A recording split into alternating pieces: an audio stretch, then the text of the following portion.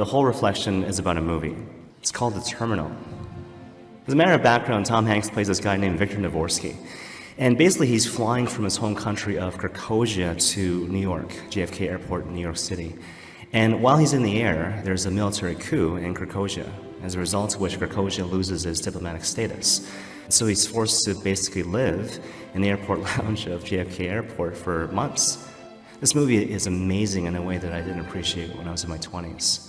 So imagine, here's this guy, he doesn't speak English, and basically the airport authorities are explaining to him this really complicated situation involving Krakosia, and he has no clue what's going on until he watches the TV screens. And so he's terrified, and he's running around the airport lounge looking for people to help him, and no one will help him.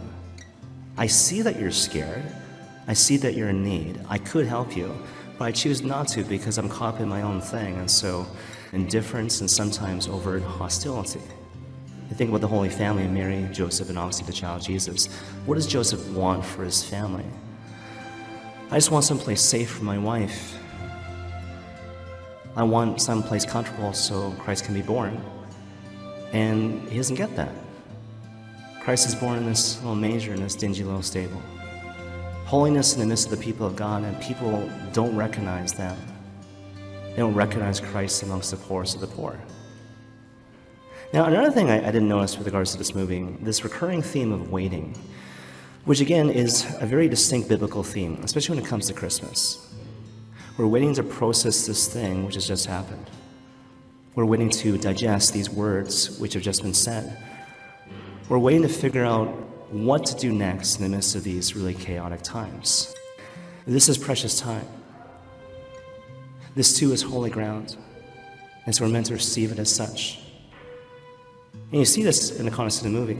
The most obvious example is the fact that Victor Dvorsky is waiting for months in this airport lounge. He has every opportunity to leave. And in fact, the airport authorities, they kind of want him to leave.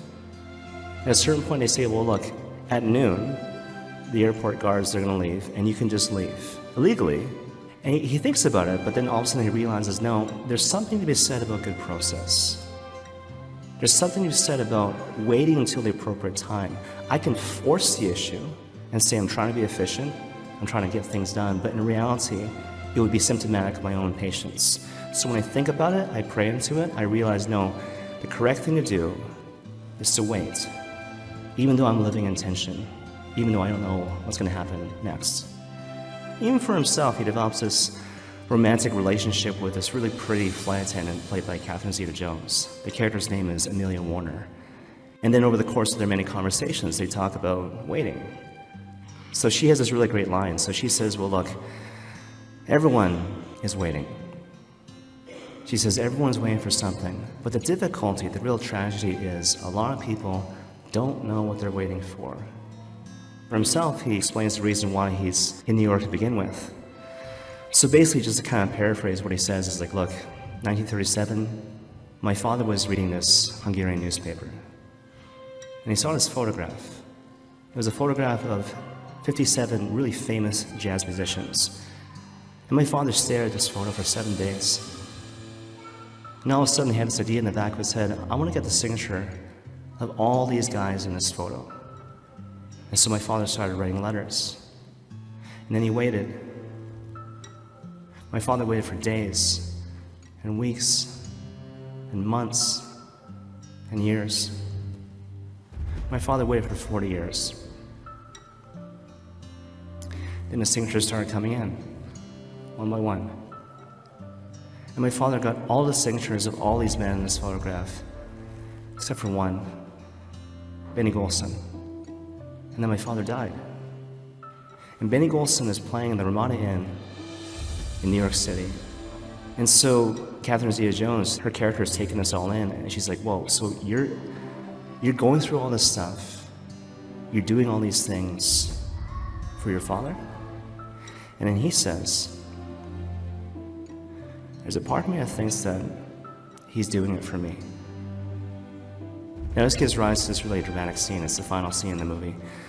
So the war in Krakosia is over. He gets this emergency visa and he's able to enter into the United States. So he goes to New York, he goes to the Ramada Inn, he goes to this jazz lounge, And there's Benny Golson. And so Tom Hanks, he goes up to Benny Golson, and he has a lot of emotion in his voice.